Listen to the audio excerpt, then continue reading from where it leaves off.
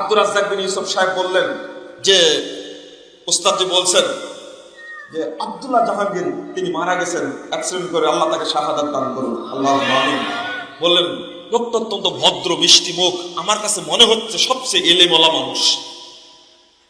আমার কাছে আব্দুল্লাহ জাহাঙ্গীর সাহেব বলছেন আল্লাহর কসম, তিনি বলছেন যে আপনার উস্তাদের পেটে হাদিস ছাড়া কিছু না।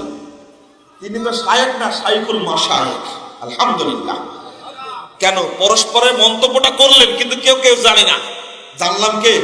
আমি আজকে প্রকাশ করে দিলাম। কেন ভালো মন্তব্য করা যায় না?